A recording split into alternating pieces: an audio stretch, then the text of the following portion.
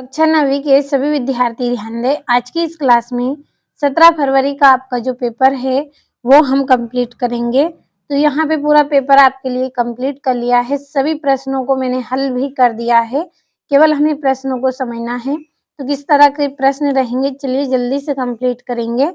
तो 17 फरवरी के दिन एग्जाम हॉल में आपको प्रश्न देखने को मिलेंगे। चलिए जल्दी से पढ़ेंगे। पहला प्रश्न, सही विकल्प चुनिए। पहला है द्रव्य धातु का नाम है, तो द्रव्य धातु का नाम क्या है? पारा है। दूसरा है जी का सर्वाधिक मान होता है, तो जी का सर्वाधिक मान ध्रुवों पर होता है। तीसरा है शुष्क बर्फ क्या है? तो शुष्क बर्फ ठोस कार्बन डाइऑक्साइड है। चौथा है कार्बन का परमाणु द्रव्यमान होता है, तो कार्बन का परमाणु द्रव्यमान 12 होता है। और पांचवा है परमाणु के नाभिक की खोज किसने की थी? तो परमाणु के नाभिक की खोज रदरफोर्ड ने की थी। छठा है शक्ति का एसआई मात्रक है, तो शक्ति का एसआई मात्रक वाट होता है। अब इंग्लिश मीडियम वाले बच्चे आप यहाँ से इनको कंप्लीट अच्छे से कर ले। चलिए बढ़ते हैं अगले प्रश्न की ओर। तो ये यहाँ से आपका पांचवा और छठा है। अगला प्रश्न है आपका, रिक्त स्थानों की पूर्ति कीजिए। पहला है लाइसोसोम को डेडेस वाली थैली भी कहते हैं, तो लाइसोसोम्स को आत्मघाती वाली थैली भी कहते हैं। दूसरा है परमाणु के नाभिक में उदासीन कण डेडेस होता है, तो परमाणु के नाभिक में उदासीन कण न्यूटन होता है। तीसरा है डेडेस कोशिका में हरित लवक पाया जाता है, तो पादप कोशिका में हरित लवक पाया जाता है। चौथा है धातुएं ताप एवं विद्युत की डेडेस होती हैं, तो धातुएं ताप एवं विद्युत की सुचालक होती हैं। पांचवा है निलंबन कणों का व्यास 10 मीटर होता है, तो निलंबन कणों का व्यास 10 की घात -5 मीटर होता है। छठा है वाष्पीकरण से डेडेस उत्पन्न होती है, तो वाष्पीकरण से ठंडक उत्पन्न होती है। और ये यहाँ से आपके इंग्लिश मीडियम वाले बच्चों के लिए ही कंप्लीट कर दिए हैं। चलिए बढ़ते हैं तीसरे प्रश्न की ओर। तीसरा प्रश्न, सही जोड़ी लिखिए। पहला है कार्य करने की क्षमता, तो ऊर्जा होती है। दूसरा है दूरी का मापक यंत्र, ओडोमीटर के द्वारा नापते हैं दूरी को।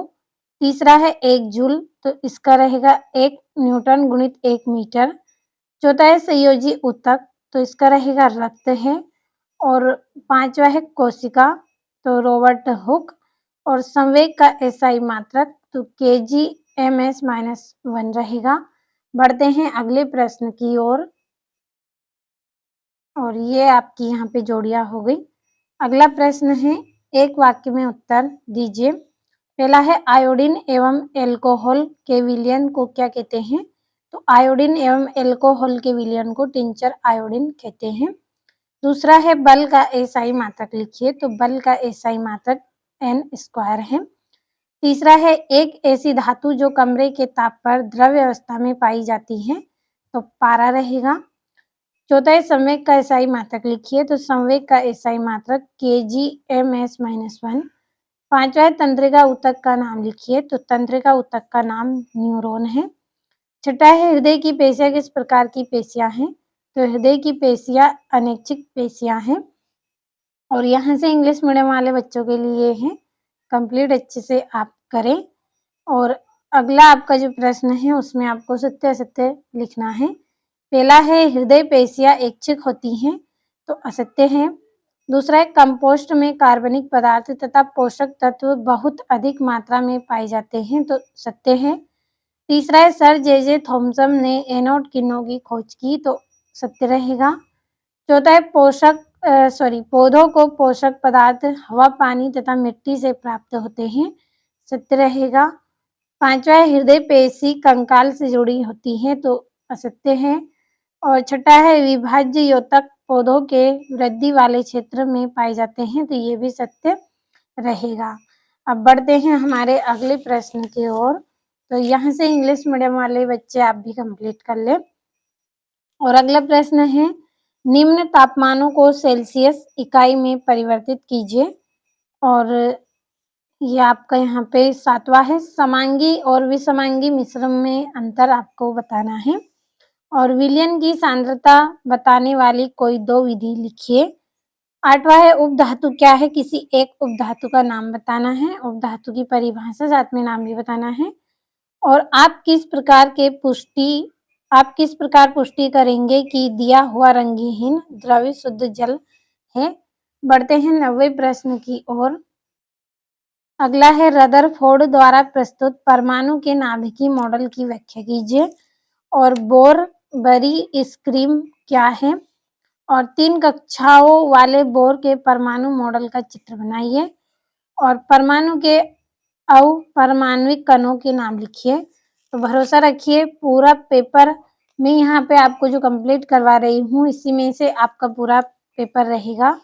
और ये 11वां है पौधों में वाष्पोत्सर्जन के कार्यों का उल्लेख कीजिए। 12वां है रेखित पेशी का नामांकित चित्र बनाइए। और अदिश राशियों को परिभाषित कीजिए, उदाहरण भी दीजिए। और ये 14वां है न्यूटन के गति का विषयक प्रथम नियम लिखिए। तो बढ़ते हैं अगले प्रश्न की ओर।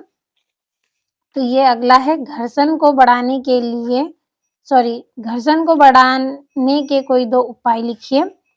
15वां संवेग से आप क्या समझते हैं, इसका मात्रक लिखिए। और संतुलित बल किसे कहते हैं। और यहाँ से 16वां है किसी वस्तु के घनत्व से क्या तात्पर्य है, इसका मात्रक लिखना है आपको, एसआई मात्रक। और क्या कारण है कि कॉर्क पानी में तैरता है जबकि कील डूब जाती है। और गुरुत्वाकर्षण के सार्वत्रिक नियम के क्या महत्व हैं। और लाइसोसोम के कार्य बताना है। और गोल्जी काय के कार्य भी आपको बताना है। 19वां है कार्य क्या है, कार्य के प्रकार उदाहरण सहित लिखिए।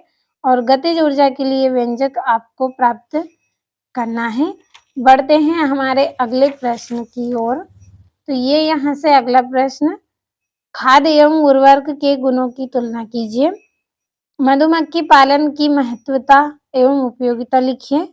और निम्नलिखित पदार्थों के मोलर द्रव्यमान का परिकलन कीजिए। एथाइन C2H2 और बफर अणु S8 और हाइड्रोक्लोरिक अम्ल HCl और नाइट्रिक अम्ल HNO3। यहाँ से आपका 22वां, एक समान गति और असमान गति को उदाहरण से समझाइए। और ध्वनि के वेग, आवृत्ति एवं तरंगदैर्घ्य में संबंध आपको स्थापित करना है। और ये यहाँ से इसका अथवा आपको दिया गया है। तो आज की इस क्लास में मैंने आपको 17 फरवरी का जो वार्षिक पेपर है वो कंप्लीट करवाया है। अच्छे से आप पूरे प्रश्नों को कंप्लीट कर लें।